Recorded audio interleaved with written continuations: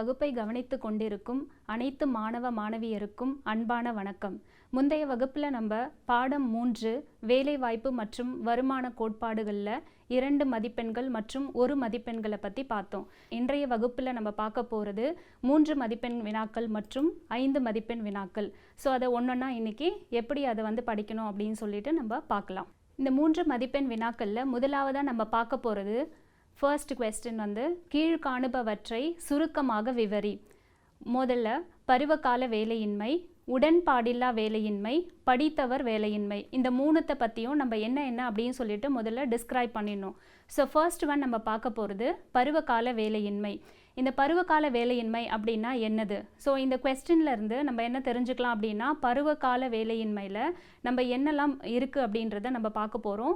இது எதை டிபெண்டாக இருக்குது அப்படின்னு சொல்லிட்டு, எந்த ஒரு துறை இந்த பருவத்தை டிபெண்டாக இருக்குது அப்படின்ற ஞாபகம் நமக்கு இமீடியட்டாக வரணும். என்ன ஞாபகத்துக்கு வரும்? விவசாயத்துறை. ஏன் அப்படின்னு பார்த்தீங்கன்னா, விவசாயம் தான் அதிகமாக இந்த பருவத்தை டிபெண்ட் ஆகி இருக்குது. ஸோ அதனால் என்ன பண்ணுவாங்க, இங்கே தான் அந்த பருவகால வேலையின்மையை நம்ம பார்க்குறோம்.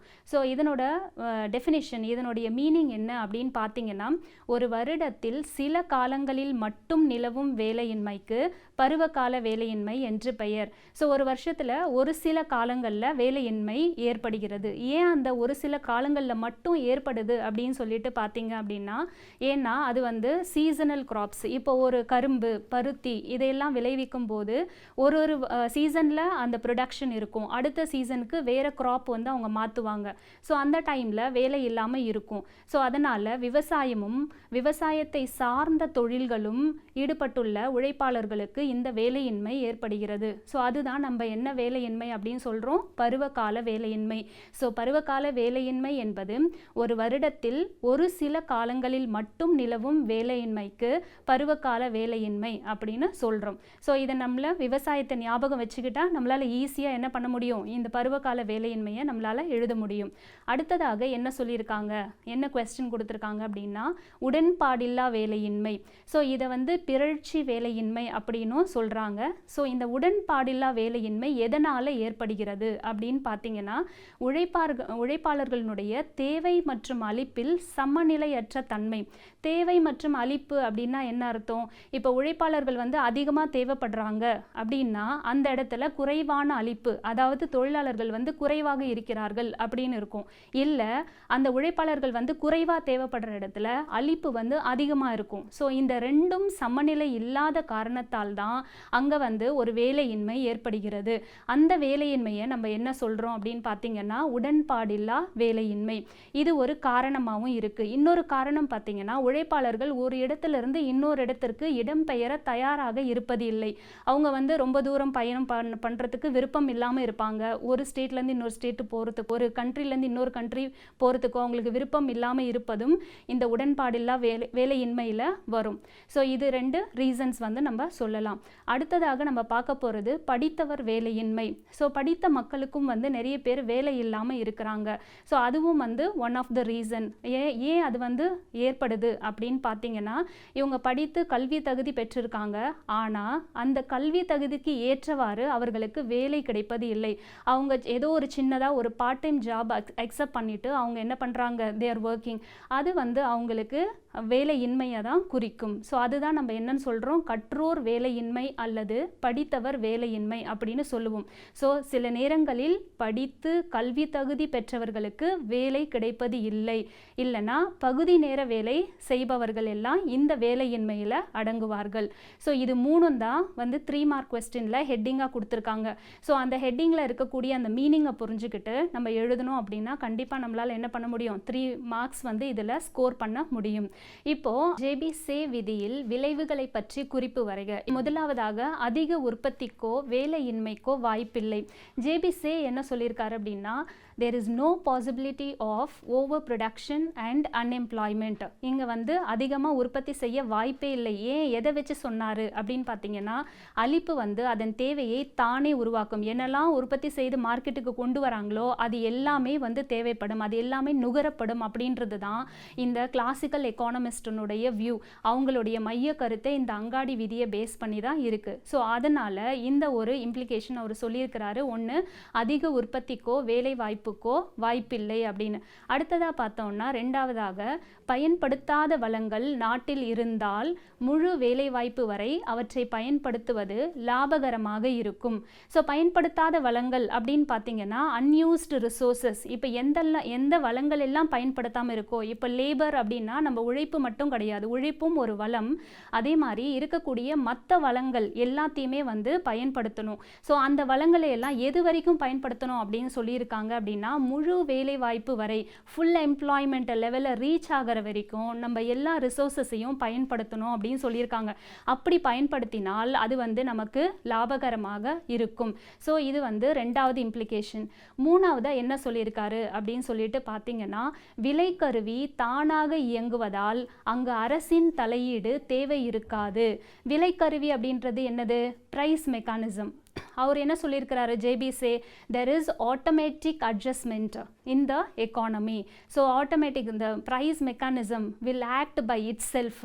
இதுக்கு வந்து எந்த ஒரு தலையீடும் தேவையில்லை. முக்கியமாக அரசாங்கத்தினுடைய தலையீடு இல்லாமலே விலை வந்து தன்னைத்தானே சரிப்படுத்தி கொள்ளும் அப்படின்றது தான் யாருடைய கருத்து அப்படின்னு சொல்லிட்டு பார்த்தீங்கன்னா ஜேபிசே. அதுதான் அவருடைய மூன்றாவது விளைவு. ஸோ இந்த விளைவில் வந்து பார்த்தீங்கன்னா விலைக்கருவி தானாக இயங்குவதால் அங்கு அரசின் தலையீடு தேவை இருக்காது அப்படின்றது அவருடைய வியூ. நான்காவதாக என்ன சொன்னார் அப்படின்னு பார்த்தீங்கன்னா, வட்டி வீத நெகிழ்வுத்தன்மை சேமிப்புக்கும் முதலீட்டுக்கும் சமநிலையை உருவாக்கும். ஏன்னா இந்த நெகிழ்வுத்தன்மை இருக்கிறதுனால தான் என்ன ஆகுது, டிபெண்டிங் அப்பான் தட் அந்த சேவிங்க்கும் இன்வெஸ்ட்டுக்கும் வந்து ஈக்குவாலிட்டியை கொண்டு வர்றது எது அப்படின்னு சொல்லிட்டு பார்த்தீங்கன்னா இந்த ரேட் ஆஃப் இன்ட்ரெஸ்ட். இது வந்து நாலாவது இம்ப்ளிகேஷன். அஞ்சாவதாக பார்த்தீங்கன்னா பரிவர்த்தனைக்கு மட்டுமே பணம் பயன்படும். ஸோ இவங்க பணம் வந்து எதுக்கு மட்டுமே வந்து ஒரே ஒரு ஃபங்க்ஷன், நம்ம மணிக்கு வந்து 4 ஃபங்க்ஷன்ஸ் இருக்குது அப்படின்னு சொல்லிட்டு நம்ம படிச்சிருப்போம். ஆனால் கிளாசிக்கல் எக்கானமிஸ்ட் என்ன சொல்லியிருக்காங்க, இந்த தொன்மை பொருளியல் அறிஞர்கள் அப்படின்னு பார்த்தீங்கன்னா பணம் எதற்கு மட்டும் பயன்படும் அப்படின்னு சொல்லியிருக்காங்கன்னா பரிவர்த்தனைக்கு மட்டும் பயன்படும். ஸோ இது மொத்தம் 5 இம்ப்ளிகேஷன் வந்து கொடுத்துருக்காரு. ஸோ நெக்ஸ்ட் கொஸ்டின் வந்து என்ன இருக்குன்னு பார்த்தீங்கன்னா, தொகு தேவை என்றால் என்ன, அதன் கூறுகளை கூறுக. ஸோ தொகு தேவை கீன்ஸ் அப்படின்னாலே எப்படி நம்ம ஜேபிசேக்கு அங்காடி விதி வந்து ஞாபகம் இருக்கணும், அதனோட மைய கருத்து வந்து நம்ம ஞாபகத்தில் வச்சுக்கணும் அப்படின்னு சொன்னோமோ, அதே மாதிரி ஜேஎம் கீன்ஸ் வந்து அவருடைய கருத்துக்களை பார்க்கும்போது இந்த தொகு தேவை, தொகு அளிப்பு, விளைவு தேவை, இது மூணும் வந்து நமக்கு ஞாபகத்தில் இருக்கணும். ஸோ தொகு தேவை அப்படின்றது என்ன அப்படின்னு பார்த்தீங்கன்னா, இவர் வந்து இதுதான் வந்து உற்பத்தியை தீர்மானிக்கிற ஒன்று அப்படின்னு சொல்லிட்டு சொல்லியிருக்காரு. இவர் ஜேபிசே வந்து அளிப்புக்கு முக்கியத்துவம் கொடுத்திருக்காரு. அளிப்பு அதன் தேவையை தானே உருவாக்கும் அப்படின்னு சொல்லியிருக்காரு. ஆனால் இங்கே ஜேஎம் கீன்ஸ் என்ன சொல்லியிருக்கிறாரு, தேவை வந்து அதனுடைய அளிப்பை வந்து தீர்மானிக்கும் அப்படின்னு சொல்லுவார். ஸோ அதனால் இந்த கோட்பாட்டில் தொகு தேவை தான் எதை நிர்ணயிக்கிறது அப்படின்னு பார்த்தீங்கன்னா உற்பத்தியை நிர்ணயிக்கிறது. ஸோ தொகு தேவைக்கு இவர் வந்து முக்கியத்துவம் கொடுத்திருக்கிறாரு. ஸோ தொகு தேவை அப்படின்றது என்னது அப்படின்றத பார்ப்போம். ஸோ உழைப்பாளர்களை பயன்படுத்தி உற்பத்தி செய்யப்பட்ட பொருள்களை விற்பதால் எவ்வளவு வருவாய் கிடைக்கும் என்று தொழில் முனைவோர்கள் எதிர்பார்க்கிறார்களோ அதுவே மொத்த தேவை. ஸோ உழைப்பாளர்களை எல்லாம் பயன்படுத்தி இப்போ உற்பத்தியாளர் என்ன பண்ணுவார், இருக்கக்கூடிய வளங்களை எல்லாம் திரட்டி உழைப்பாளர்கள் உழைப்பு முதல் எல்லாத்தையும் வந்து போட்டு தான் அவர் என்ன பண்ணுறாரு, ஒரு பொருளை வந்து உற்பத்தி செய்கிறார். உற்பத்தி செய்த பொருளை வந்து மார்க்கெட்டுக்கு கொண்டு போய் விற்பனை செய்த பிறகு தான் அவருக்கு என்ன கிடைக்கும், வருமானம் கிடைக்கும்.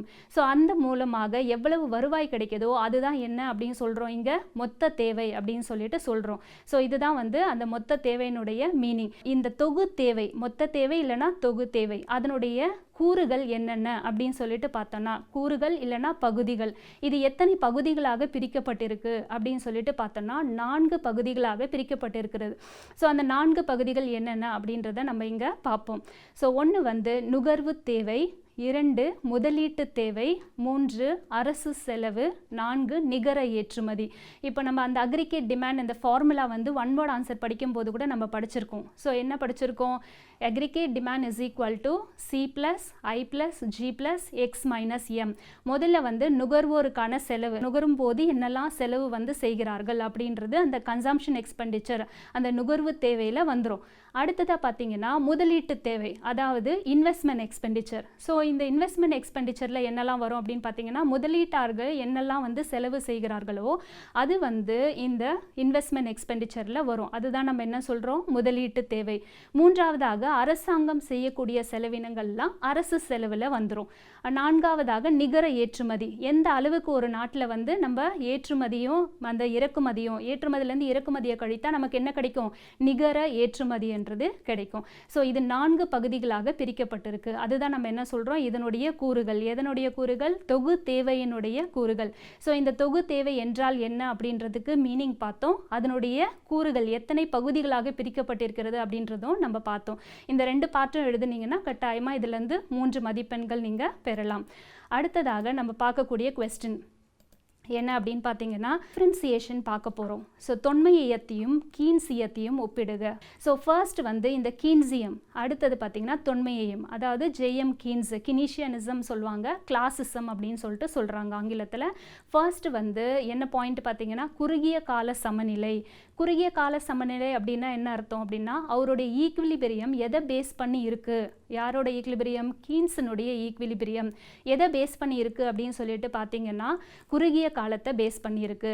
அதே கிளாசிக்கல் எக்கானமிஸ்ட் என்ன சொல்லியிருக்காங்க அப்படின்னா நீண்ட கால சமநிலையை சொல்லியிருக்காங்க. அவங்களோட ஈக்லிபிரியம் கான்செப்ட்லாம் எதை பேஸ் பண்ணியிருக்கோம், எந்த டேர்மை பேஸ் பண்ணியிருக்கோம்னா லாங் டேர்ம். ஸோ அதனால் அது வந்து நீண்ட கால சமநிலை அப்படின்னு சொல்லியிருக்காங்க. இரண்டாவதாக சேமிப்பு கெடுதல். கீன்ஸ் என்ன சொல்கிறாரு அப்படின்னா, சேமிக்கிறது வந்து கெட்டது அப்படின்றாரு. ஏன் அப்படின்னா, எல்லாரும் சேமிச்சாங்க அப்படின்னா நுகர்வுக்கான செலவு வந்து குறைஞ்சு போயிடும். இவர் இந்த சைடில் இருந்து சொல்கிறாரு, அதாவது சேமிப்பு வந்து கெட்டது அப்படின்னு சொல்லிட்டு கீன்ஸ் வந்து சொல்கிறாங்க. அதே கிளாசிக்கல் எக்கானமிஸ்ட் சொல்கிறாங்க சேமிப்பு வந்து நல்லது, இஃப் த பீப்புள் சேவ். அதுக்கப்புறமா பார்த்தீங்கன்னா அந்த சேவிங் வந்து இன்வெஸ்ட்மெண்ட்டாக கூட மாற வாய்ப்பு இருக்குது அப்படின்னு சொல்லிட்டு இவங்க கிளாசிசமோடைய வியூ. ஸோ சேமிப்பு வந்து நல்லது அப்படின்னு கிளாசிசம் சொல்கிறாங்க, கீன்ஸ் வந்து சேமிப்பு கெட்டது அப்படின்னு சொல்லிட்டு சொல்கிறாரு. மூன்றாவதாக என்ன சொல்லியிருக்காங்க அப்படின்னு பார்த்தீங்கன்னா, பணத்தின் பணி என்பது ஒரு புறம் பரிமாற்றத்திற்கு உதவும், மறுபுறம் சேமிக்கக்கூடியதாகவும் செயல்படும். ஸோ இவங்க பணம் இப்போ நவடேஸ் நமக்கு தெரியும் எப்படி வந்து பணத்தை வந்து சேமிக்கிறாங்க. நம்ம வந்து இன் டேர்ம்ஸ் ஆஃப் நிறைய தேர் கன்வெர்ட்டிங் இட் ஆஸ் அசர்ட்ஸாக இருக்கலாம், இல்லைனா வந்து அவங்க கையில் வந்து பணமாகவும் சேமிக்கிறாங்க. ஸோ இது வந்து கிளாசிசமில் என்ன சொன்னாங்க, வெறும் மீடியம் ஆஃப் எக்ஸ்சேஞ்ச் மட்டும்தான் வந்து சொல்லியிருக்கிறாங்க. ஆனால் கீன்ஸ் என்ன சொல்லியிருக்கிறது, இது வந்து பரிவர்த்தனைக்கும் பயன்படுது, சேமிப்பதற்கும் பணம் வந்து பயன்படுகிறது. ஸோ இன் தோஸ் டேஸ் நம்ம வந்து மணி இன்வென்ஷன் பண்ணுறதுக்கு முன்னாடி நம்மளால் என்ன பண்ண முடியாது, பொருட்களை வந்து ரொம்ப ஸ்டோர் பண்ணி நம்மளால் சேமிக்க முடியாது. ஆனால் இந்த காலத்தில் நமக்கு என்ன ஆகுது, இந்த இன்வென்ஷன் ஆஃப் மணி அப்படின்றது இந்த கான்செப்ட் வந்து எதுக்கும் நமக்கு வந்து உதவுது அப்படின்னு சொல்லிட்டு பார்த்தீங்கன்னா சேமிப்பதற்கும் நமக்கு உதவுகிறது அப்படின்னு இன்னொரு ஃபங்க்ஷனையும் யார் சொல்லியிருக்காரு, கீன்ஸ் வந்து சொல்லியிருக்கிறாரு. ஆனால் இவங்க சொன்னது என்ன சொல்லியிருக்காங்க, வெறுமனே பரிவர்த்தனைக்கு மட்டும்தான் பணம் பயன்படும் அப்படின்னு சொல்லிட்டு தொன்மையியத்தில் சொல்லியிருக்காங்க. ஸோ கீன்ஸில் வந்து அரசு தலையீடு அனுமதிக்கப்படுகிறது, இவங்க வந்து ஸ்டேட் இன்டர்வென்ஷன் வேணும் அப்படின்னு சொல்லிட்டு என்ன சொல்கிறாரு, கீன்ஸ் வந்து சொல்கிறாரு. ஆனால் there is no state intervention, government intervention இருக்கக்கூடாது, வேண்டாம் அப்படின்னு சொல்லிட்டு யார் சொல்கிறது, கிளாசிசமில் சொல்கிறாங்க. நெக்ஸ்ட் பார்த்தீங்கன்னா கீன்சியம் என்ன சொல்கிறாங்க, இது வந்து 5 பாயிண்ட் இதுலேயே வந்து முடிஞ்சிருது நமக்கு. இந்த 5 பாயிண்ட் எழுதினாலே நம்மளால் என்ன பண்ண முடியும், இதில் 3 மதிப்பெண் வாங்கலாம். அடுத்ததாக நம்ம பார்க்க போகிறது 5 மதிப்பெண் வினாக்கள். ஸோ இதில் வந்து ஃபர்ஸ்ட் கொஸ்டின், வேலையின்மையின் வகைகளை விவரி. ஸோ வேலையின்மை என்பது நல்ல உடல் நலம் உள்ள தனி நபர்கள் நிலவுகின்ற கூலி விகிதத்தில் வேலை செய்ய தயாராக இருப்பவர்கள் அனைவருக்கும் தகுந்த வேலை இல்லாத சூழ்நிலை வேலையின்மை. ஸோ வேலை கிடைக்கல அப்படின்னு சொல்லிட்டு நம்ம சொல்கிறோம்ல, யாருக்கு வேலை கிடைக்கல அப்படின்னு சொல்லிட்டு நம்ம சொல்கிறோம் அப்படின்னா அது வந்து மீனிங்ஃபுல்லாக இருக்கணும். என்னென்னலாம் இருக்கணும் அதில் பார்த்தீங்கன்னா, நல்ல உடல் நலம் உள்ள தனி நபர்கள், அவங்களுக்கு வந்து கேப்பபிளாக இருக்கணும், வேலை செய்யறதுக்கு தகுதி இருக்கணும். அடுத்தது பார்த்தீங்கன்னா நிலவுகின்ற கூலி விகிதத்தில், எந்த ப்ரைஸ் வந்து எந்த கூலியில் எந்த ப்ரைஸில் அவங்க வந்து அக்செப்ட் பண்ணுறாங்க அந்த ஜாப் அப்படின்னு சொல்லிட்டு சொல்கிறது தான் அந்த கூலி விகிதத்தில். அடுத்தது வேலை செய்ய தயாராக இருப்பவர்கள், சிலர்லாம் பார்த்தீங்கன்னா நெல்லை வந்து படிச்சிருப்பாங்க, எம்எஸ்சி எம்ஃபிலோ இல்லை வந்து தேவ் கம்ப்ளீட்டட் மெனி டிகிரிஸ், ஆனால் அவங்க வந்து ரெடியாக இருக்க மாட்டாங்க, வேலை செய்ய தயாராக இருக்க மாட்டாங்க. அவங்கள வந்து நம்ம அன்எம்ப்ளாய்டுன்னு சொல்ல முடியாது, அவங்க வந்து வாலண்டரி அன்எம்ப்ளாய்டு அப்படின்னு சொல்லிட்டு சொல்லலாம். அவங்களே வந்து வேலைக்கு போக வேண்டாம் அப்படின்னு டிசைட் பண்ணுவாங்க. ஸோ இது வந்து இந்த ஒரு பாயிண்ட்டும் நம்ம அதில் எழுதணும். இதனுடைய பொருளில் வேலை செய்ய தயாராக இருப்பவர்கள் அனைவருக்கும் தகுந்த வேலை இல்லாத சூழ்நிலை. ஸோ அப்போ அவங்களுக்கு தகுதியான வேலை இல்லாத சூழ்நிலை இருக்குமானால் அதுதான் நம்ம என்னன்னு சொல்கிறோம், வேலையின்மை அப்படின்னு சொல்கிறோம். இதுதான் இதனுடைய பொருள். ஸோ என்னெல்லாம் பாயிண்ட்ஸ் இருக்கணும், நல்ல உடல் நலம் உள்ள தனிநபர்கள், அந்த எந்த கூலி விகிதத்தில் அவங்க வந்து வேலை செய்ய தயாராக இருக்கிறாங்க, அடுத்தது வந்து தகுந்த வேலை இல்லாத சூழ்நிலை, இது மூணும் இருந்தால் தான் நம்ம அதை என்னன்னு சொல்கிறோம், வேலையின்மை அப்படின்னு சொல்லிட்டு சொல்கிறோம். இந்த வேலையின்மையினுடைய வகைகள், ஸோ என்னெல்லாம் டைப்ஸ் ஆஃப் அன்எம்ப்ளாய்மெண்ட் இருக்குது அப்படின்னு சொல்லிட்டு பார்த்தீங்கன்னா இப்போ ஒன்றொன்னா இங்கே லிஸ்ட் அவுட் பண்ணியிருக்கோம். ஸோ ஃபர்ஸ்ட் ஒன் பார்த்தீங்கன்னா வாணிப சூழல் வேலையின்மை, இரண்டாவதாக பருவகால வேலையின்மை, மூன்றாவது தற்காலிக அல்லது பிறழ்ச்சி வேலையின்மை, நான்காவதாக கற்றோர் வேலையின்மை, தொழில்நுட்ப வேலையின்மை ஐந்தாவது, அடுத்தது அமைப்புசார் வேலையின்மை, லாஸ்ட்டாக பார்த்தீங்க அப்படின்னா மறைமுக வேலையின்மை. அடுத்த பாயிண்ட்ஸ் பார்க்க ஒன்றொன்னா வந்து பார்க்க ஆரம்பிச்சிடலாம். இதில் வந்து ஃபர்ஸ்ட்டு வாணிப சூழல் வேலையின்மை. ஸோ இந்த வாணிப சூழல் வேலையின்மை அப்படின்றது என்னது அப்படின்னு சொல்லிட்டு பார்த்தோம்னா இதுக்கு வந்து நம்ம மைண்டுக்கு வரணும் அப்படின்னு பார்த்தீங்கன்னா ஃபர்ஸ்ட் அந்த ட்ரேட் சைக்கிள் ஞாபகத்துக்கு வரணும். ட்ரேட் சைக்கிள் எப்படி இருக்கும், அப்ஸ் அண்ட் டவுன்ஸ் தான் இருக்கும் இல்லையா. ஸோ இந்த வாணிப சூழல் வேலையின்மை எப்போ நிகழ்கிறது அப்படின்னு பார்த்தீங்கன்னா கீழ்நோக்கிய பகுதியில் ஒரு பொருளாதாரம் இருக்கும்போது, அந்த downturn phase of the trade cycle அப்படின்னு சொல்லுவாங்க. அந்த கீழ்நோக்கிய பகுதியில் ஒரு பொருளாதாரம் இருக்கும்போது நிகழ்கின்ற வேலையின்மைக்கு தான் நம்ம என்ன வேலையின்மை அப்படின்னு சொல்கிறோம், சுழல் வேலையின்மை அப்படின்னு சொல்கிறோம். இதை வந்து இங்கிலீஷில் சைக்கிளிக்கல் அன்எம்ப்ளாய்மெண்ட் அப்படின்னு சொல்லுவாங்க. ஸோ இந்த டிப்ரெஷன் டைம்லலாம் பார்த்தீங்கன்னா அன்எம்ப்ளாய்மெண்ட் வந்து ரொம்ப சிவியராக இருக்கும். அடுத்தது பருவகால வேலையின்மை. ரொம்ப இப்போ தான் வந்து நம்ம என்ன பண்ணோம், 3 மார்க் கொஸ்டினில் நம்ம பார்த்தோம். என்னது, சில காலங்களில், ஒரு வருடத்தில் சில காலங்களில் மட்டும் நிலவும் வேலையின்மைக்கு தான் நம்ம அந்த பருவகால வேலையின்மை அப்படின்னு சொன்னோம். உதாரணம் வந்து விவசாயம் மற்றும் விவசாயம் சார்ந்த தொழில்கள் வந்து இதற்கு உதாரணமாக சொல்லலாம். ஸோ மூன்றாவதாக நம்ம பார்க்க போகிறது உடன்பாடில்லா வேலையின்மை. இதையும் வந்து 3 மார்க் கொஸ்டினில் படிச்சிருக்கோம். ஒரே ஹெட்டிங்கு கீழே, ஒரே கொஸ்டின் கீழே இந்த 3 பாயிண்ட்டையும் நம்ம பார்த்துருக்கோம். ஸோ இந்த உடன்பாடில்லா வேலையின்மை வந்து அளிப்புக்கும் தேவைக்கும் சமநிலையற்ற தன்மை ஏற்படும் போது நிகழ்கிறது. அடுத்தது படித்தவர் வேலையின்மை அப்படின்னா படித்து கல்வி தகுதி பெற்றவர்களுக்கும் வேலை இல்லாத சூழ்நிலை இருப்பது தான் நம்ம என்னன்னு சொல்கிறோம், படித்தவர் வேலையின்மை. இதை வந்து கற்றோர் வேலையின்மை அப்படின்னு சொல்கிறோம். ஒரு சிலர் வந்து பகுதி நேர வேலையில் சேர்ந்திருக்கிறாங்க, அவங்களும் வந்து இந்த படித்தவர் வேலையின்மையில் சேருவார்கள். ஏன் அப்படின்னு பார்த்தீங்கன்னா அவங்களுக்கு தகுதியான வேலை கிடைக்காதனால ஏதோ ஒரு ஜாபை வந்து அவங்க அக்செப்ட் பண்ணுறாங்க, ஒரு பார்ட் டைம் ஜாப் வந்து அவங்க பண்ணிகிட்ருக்காங்க. அப்படின்னும் போது அவங்களும் எந்த வேலையின்மையில் வராங்க அப்படின்னு பார்த்தீங்கன்னா படித்தவர் வேலையின்மையில் வருவாங்க. அடுத்ததாக தொழில்நுட்ப வேலையின்மை. இதை வந்து நம்ம 2 மதிப்பெண் வினாக்களில் முந்தைய வகுப்பில் பார்த்தோம். ஸோ அந்த தொழில்நுட்ப வேலையின்மை எதனால் ஏற்படுது அப்படின்னு சொல்லிட்டு பார்த்தீங்கன்னா புதிய தொழில்நுட்பம் மூலதன செறிவு உடையதாக இருப்பதால். இங்கே வந்து அதிகமாக நம்ம என்ன பண்ணுறோம், கேபிட்டல் இன்டென்சிவ் டெக்னாலஜி யூஸ் பண்ணுறதுனால என்ன ஆகுது, இங்கே நிறைய லேபர் சேவிங் டிவைசஸ் நம்ம பயன்படுத்துகிறோம், நிறைய மெஷினரிஸ் யூஸ் பண்ணுறோம். அதனால் நம்ம என்ன ஆகுது, லேபர் ரிட்ரெச்மெண்ட் வந்து நடக்குது. அதாவது தொழிலாளர்களுக்கு வேலை குறைப்பு ஏற்படுகிறது.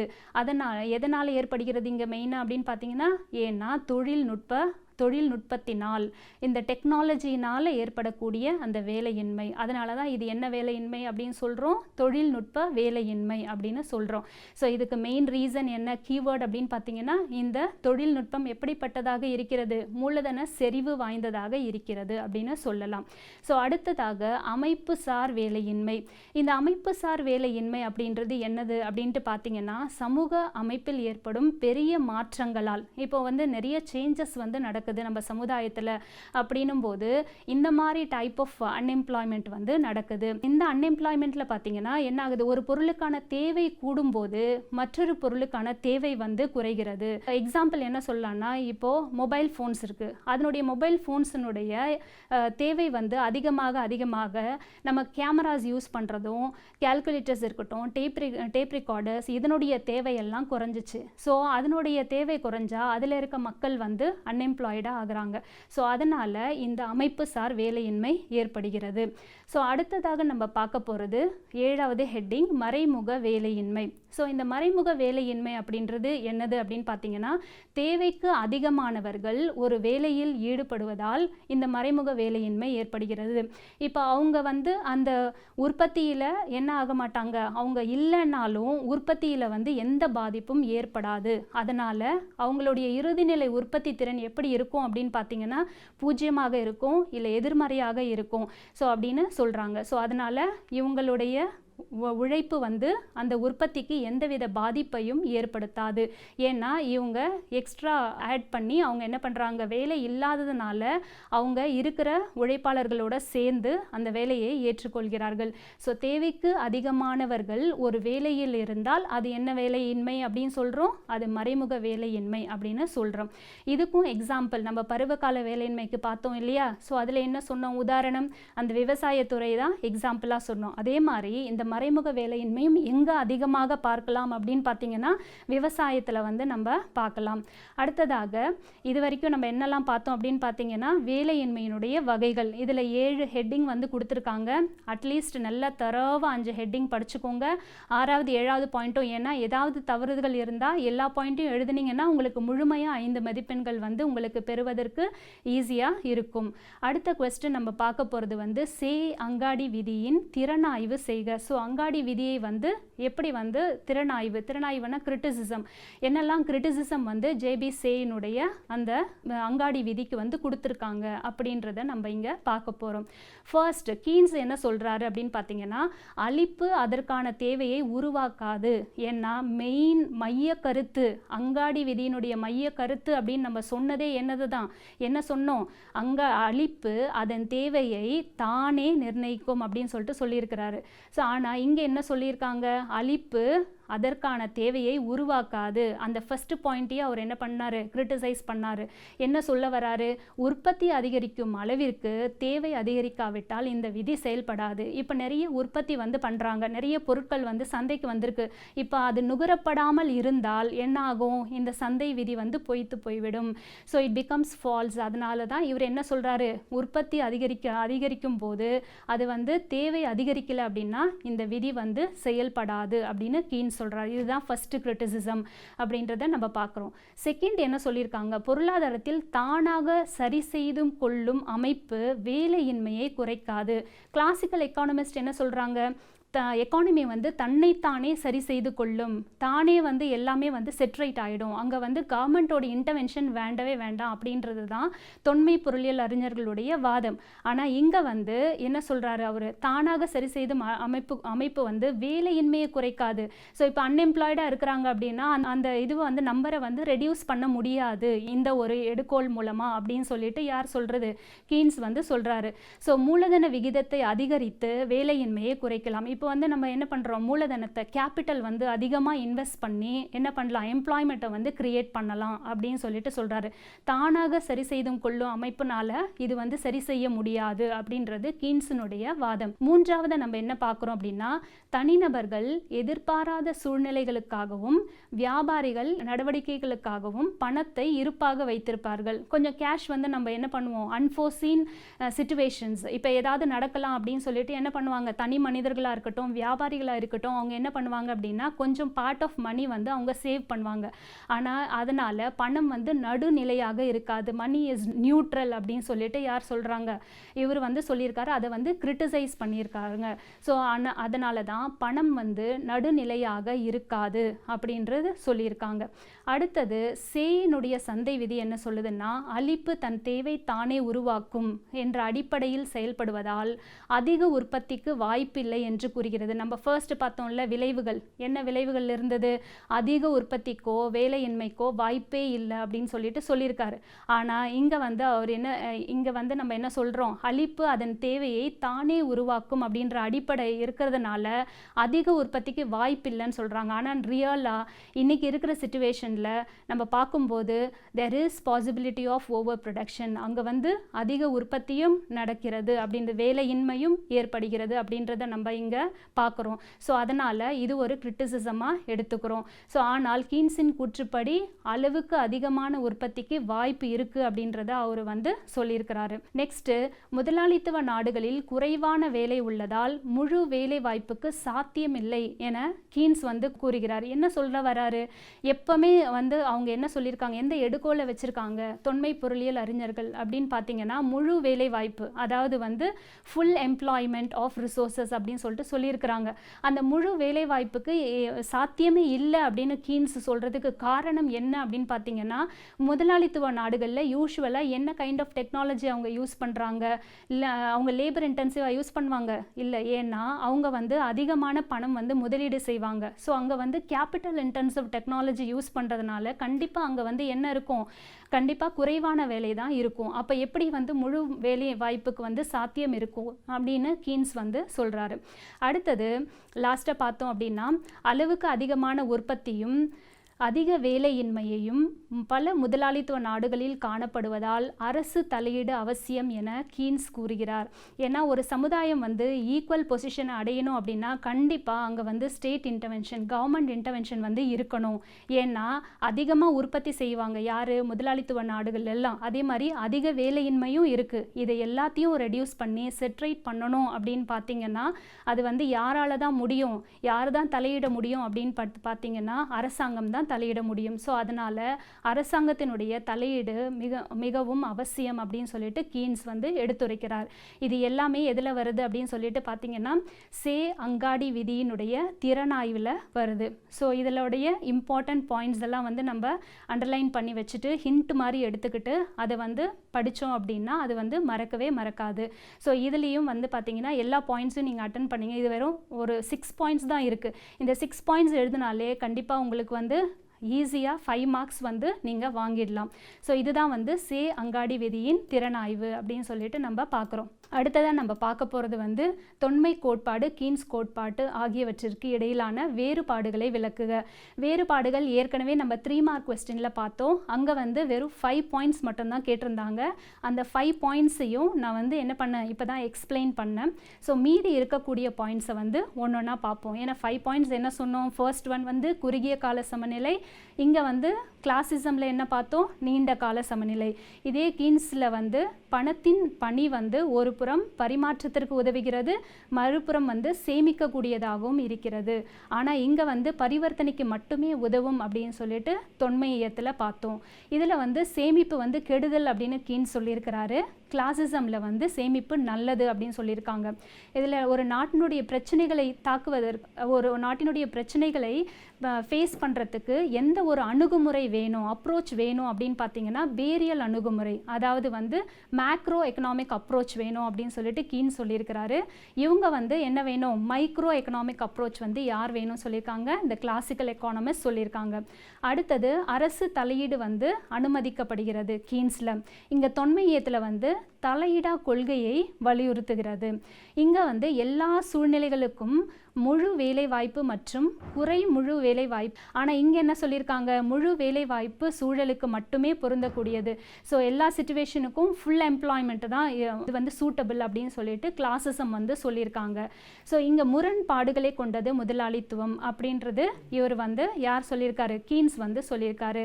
முதலாளித்துவம் கரெக்டு தான், சரியானது அப்படின்னு சொல்லிட்டு தொன்மையத்தில் சொல்லியிருக்காங்க.